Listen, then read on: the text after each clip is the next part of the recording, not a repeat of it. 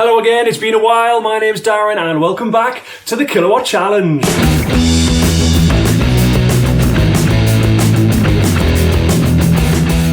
You all know the format by now. In this episode, cancel that. You all know the format by now. In this episode, you're going to see a little bit of this. And today the weather will be here, and mostly here.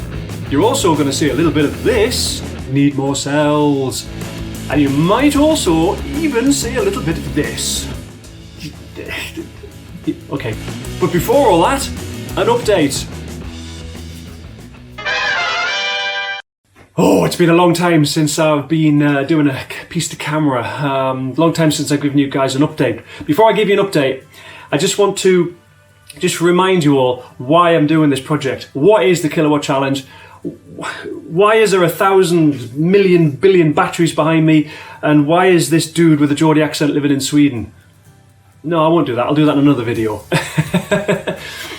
Right, so about a year and a half ago, I really got stuck into this project to get control of my energy usage, to get my electricity bill down. My electricity bill here in this house in Sweden is approximately $5,000 a year. $5,000 a year. And this is just a house. This is not a hotel. Yes, we run a small business from here, but it's just me and my wife and, and the family and the kids and a dog. That's it. The price of electricity here is so expensive. I'm doing everything I possibly can, and we all are in the house, to be able to keep the bills down as much as possible. And the only way we can do that is to reduce our energy consumption. Now, some people will say, well, stick a load of solar panels on your roof. Yeah, that's definitely going to help, but there's more. You can actually do more. By saving the energy which you generate using the solar panels during the day inside batteries, so that you can use them at night when the sun has gone down and the solar panels are no longer working. You get the benefit of, during the day, running your house basically for free, and and charging the batteries. Any extra excess and extra energy you can sell to the grid. But what's really clever about it is when the sun goes down, you've saved a load of energy in the batteries. So you're not having to buy as much from the network. That is the Kilowatt Challenge. Now, another facet to this is also there is no proper heating system in this house.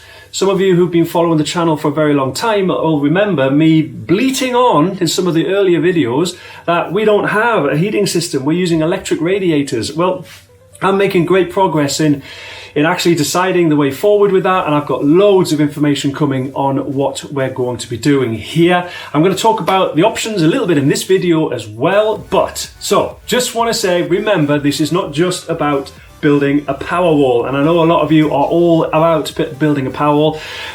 Coming up very, very soon, we're going to be plumbing, we're going to be doing electrics, we're going to be doing heating systems, we're going to be drilling a lot of holes, we're going to be basically just modernizing this house and modernizing how it consumes energy, because it's old and it's inefficient. So that's why the Kilowatt Challenge exists, and that's why I'm doing these videos. Right, with that, let's get to it. What has been going on? Well, it looks like the whole world has had a serious kicking from COVID-19, and it's, to be honest, it has affected the project here. It's made it very difficult to just kind of function and travel and buy cells, and Brexit happened, and I used to buy all my stuff from the UK, or Dymo machines, tools. Actually, that's German. They're very good. Just pens, I don't know, just stuff. I used to buy it from Amazon in the UK and stuff, you can't do it anymore. So it's been very difficult to just kind of function normally. I can't buy stuff from Amazon UK anymore because it's just very expensive, and stuff takes weeks to get here rather than just a few days. So I've had to step up my game with my Swedish. Fortunately, Amazon's just launched in Sweden, which is great. Thank you so much. And I've been buying a lot from Germany as well. Speaking of Germany, there's a road trip coming up. More details on that in a few moments. So COVID has made things a little bit harder for me, and it's just generally slowed down the project. But it's okay. We're still charging ahead as fast as we possibly can. So whilst we've had this kind of slowdown period during the summer where we've been drinking beer and getting a suntan and just having a lovely time, I have been retesting the cells. One of my earlier videos, I explained that once I got the mega cell chargers, I realised that my cells perhaps I hadn't quality controlled my cells good enough, and I wanted to retest everything with the mega cell chargers, and that is now finished. As you can see, every single cell that I've got here, and there's 5,000 cells, which in the, can you see them all? Yeah, approximately. Forget these guys. They're all 0 volters and old heaters and stuff like that. But basically, from about here to here is about 5,000 cells. Now this slot over here, on this, it's like the weather forecast, isn't it? And today the weather will be here, and mostly here. These cells over here, there's 1,000 of them. They've been rejected by the mega cell chargers, but they were passed by the Opus and my previous system. Now I'm going to go into more details on how I've changed how I test my cells in some upcoming videos. I'll talk about that in a moment as well.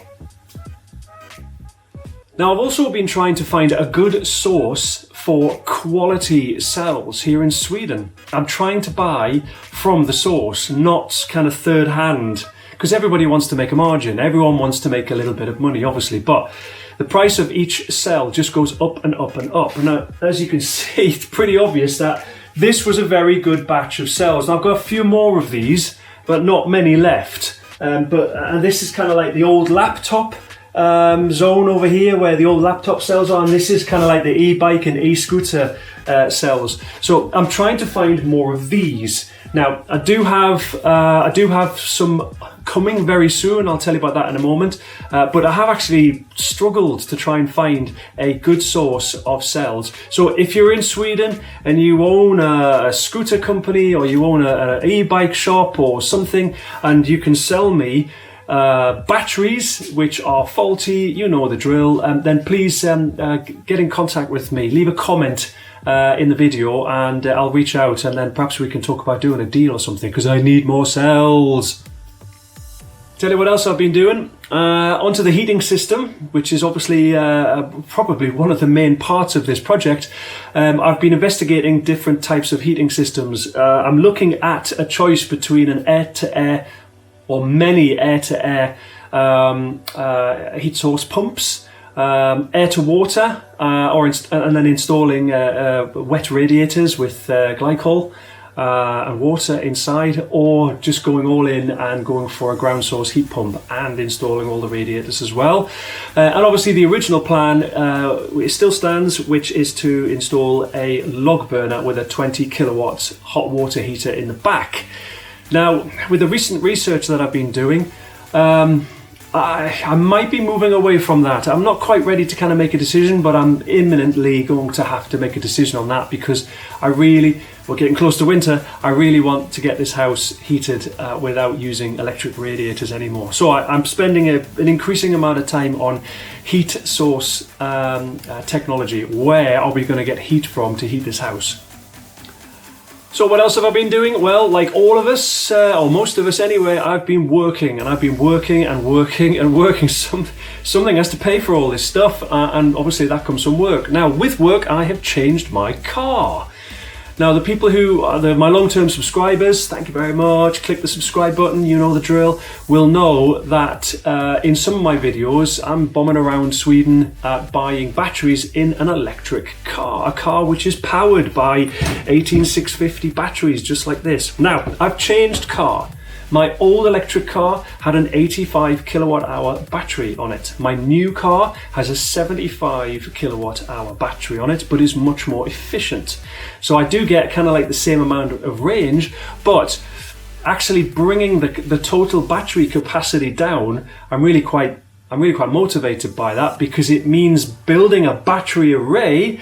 If I drive to Gothenburg or I go shopping or something and I plug in my car, I can probably put 5-10 kilowatt hours from the battery array into the car, and then take the car back up to what would be 75% charged, which is kind of like where I like to keep it, because we all know it's not good for 18650s to be fully loaded all the time. So You'll see the car shortly. I'll include it in some of the story of the Kilowatt Challenge in the coming weeks and coming months. But yes, it's going to feature because it does become part of the decision. It is going to be the biggest consuming device on these batteries, on these cells. Therefore, I want to share the story. I'm going to tell you all about it. So that's coming soon as well. Now, my patrons know that I've been talking to solar panel installation suppliers, and I found a really good one around about 5 months ago, at the beginning of summer or end of spring. And I've talked to him a few times, and I'm probably going to go back to him. And we've been talking about an 11 kilowatt array on 2 strings. My house is not due south facing, but it is southeast southwest facing. So we're talking about splitting on 2 strings and having an array which will pick up the morning sun and obviously the sun throughout the day until late afternoon, and then the other array which is kind of like slightly more south, that'll be larger, and that'll pick up the sun from around about lunchtime and then all day, all the way through into the evening. So I will actually be able to produce for all day. So the logic in my head is go big on the kilowatts so that you will not be producing, I'll never produce 11 kilowatts, I'll never produce full whack. But if I'm doing, 5 or 6 all day, I'll be very, very, very happy. That's probably ambitious as well. 4 or 5 all day. I don't know, you guys, 11 kilowatt array split into 2 strings, southeast, southwest, what do you think? What am I going to make? What am I going to produce? What's realistic? Please leave me a comment below. I'm going to start asking a lot more questions. I must use the hive mind. I must ask you guys more questions. And on the subject of questions, trying to compare against the solar panel quote, I've been trying to find second-hand panels here in Sweden. I do know a company in the UK. I'll give them a plug because they've been good to me in the past. They're called Bimble Solar. I have bought second-hand panels from them in the past, and in fact I have 4 second-hand panels which I threw in the car when I was driving the car home from the UK to Sweden last time, and I bought 4 panels, and they've been charging this lot and doing this lot forever. They are a really good company. This is not a sponsored video. I don't know why I'm plugging them, but I am. Have a look at Bimble Solar if you're in the UK and you want to buy some second-hand panels. But I need second-hand panels here in Sweden, and I cannot find any. I've looked on, for those of you who are Swedish, I've looked on Blocket, I've looked on eBay. Why do we not use eBay in Sweden? Well, what's going on with that? I've searched, what's it called? Tradera, which is like another buy-sell website. I can't find any. There's a couple of Facebook groups which I've joined, but it's just people in far and distant, hot and sunny lands trying to sell one panel to people in Scandinavia, which is not going to work. So please, if you know where I can get some second-hand panels to get a quote to be able to do a cost-benefit analysis and a payback analysis, then I would absolutely love to hear that. Please leave a comment. I'm asking for comments a lot in this video. I've never done that before. Interact with me. I'm getting to the point whereby I really need a bit of help. So, second-hand panels, where do I buy them?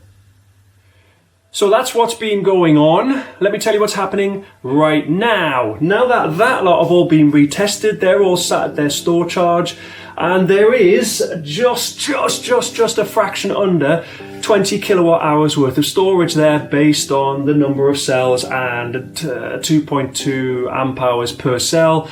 There's 20 kilowatt hours there. Now, I want to build a 40 kilowatt hour array, a 40 kilowatt hour battery. So I mean, I could get started here, but I'm still not fully decided on how I configure the packs. I might do 2 sets of 14S200p, or I might do 1 set of 14S 400p. I haven't decided that. I'm probably going to do a little cheeky video on that and just explain my thoughts in a little bit more and try and get some feedback from you guys. What have you guys done? I'm kind of leaning slightly more towards 14S200p and then splitting it into two separate strings, if it were panels, or 2 separate arrays. But that logically would be seems best with the cabling and the equipment, and it reduces the load, you know, on the switching and the even the little connectors and the bus bars and everything. So that's kind of where I'm going, but I'll do a separate video on that. But please, if you've got any really burning obvious points that you want to put out there, then just leave me a comment so I can see it. I always reply to the comments, I always click like, and I'd really like to engage, and I'm gonna start, like I said, asking for more help, because I'm gonna need it, because stuff is happening now. Okay, so over the next few weeks, I'm going to be trying to get more cells harvested. I'm going to be trying to find more harvested cells already. I am out of harvested cells. I have no more. I have just out of frame, just below me here, I have 4 mega cell chargers, which I've been using to do that lot. Oh my goodness, they are fantastic. And I'm going to do a little mini series on the mega cell chargers, starting probably with a little review, but also I know that there are not many people, I know that there hasn't been many kind of end-to-end videos of how you actually, you know, recycle laptop batteries all the way through the process. I really feel like it'd be a good idea for me to share that with you as well. I've got a little affiliate link with the Mega Cell Charger team. I'll put a link in the description to that if you're thinking about buying one, because they're featured in a few of my videos now. They are really, really good.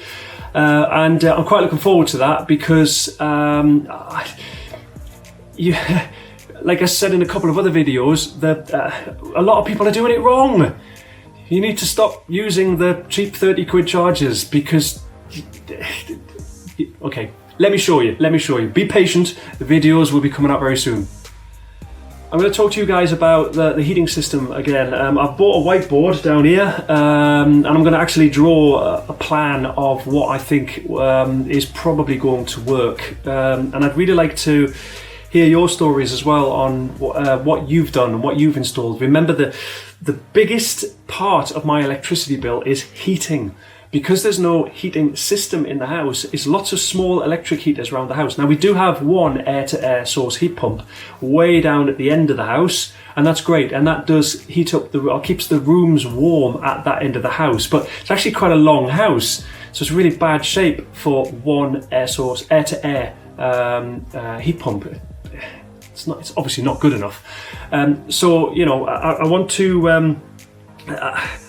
to explain my thoughts on that, and then I'm going to make a decision, and then I'm just going to crack on with it, because it's cold in Sweden. Coming up as well, I've got the trip to Germany, which I've been talking about for ages and ages and ages. Nils has been waiting for me to come and collect about, I can't remember, it's over a couple of thousand cells, and they sound like they're good cells as well, and Nils has been fantastic. Thank you so much, Nils, if you're watching this video. Thank you for your patience, I really appreciate it. Thank you for not selling those cells to someone close by. So, big road trip video coming up. I promise I'll take the camera. I know a lot of you like the road trip videos. There's something slightly different, but they're still on topic, because we've all got to go and buy cells, haven't we? So I will be filming that, and that is hopefully going to be before Christmas. We're just waiting for the COVID restrictions to ease that little bit more. I don't like sticking things up my nose. So as soon as I don't have to do a PCR test or a lateral flow test, as soon as a COVID passport is good enough to get over the bridge and into Germany, I will be out of here like, I was going to say a hot snot, but that's not appropriate on YouTube, is it? I'll be leaving jolly quickly. How's that? And the last thing I need to do in a hurry is order the solar panels and the inverter. Now, coming back to the solar panels, if you know where to buy second-hand panels in Sweden, please leave me a comment. I would love to be able to compare prices. Now, on the inverter side, I'm 85% sure I'm going to go with the 15 kilowatt 3-phase hybrid MPP inverter, which is around about $3,000 US, rather than going for the Victron. Are they called Victron? The blue ones, Victron? Yeah, let's call them Victron. You know the ones I mean. Substantially more expensive and obviously far superior quality. But right now, with COVID and the price of batteries and blah blah and electricity going up through the roof, I need to get on with it. So you'll see me ordering panels very soon and the inverter very soon as well. So there is a lot coming up. Thank you very much for all of your little comments and little messages. Apologies, it's been so long since I've done a video. Thank you very much to my patrons, and I will wish you all adieu. Have a very pleasant weekend, and I'll see you very soon. That's it for now. Goodbye. Goodbye. Goodbye.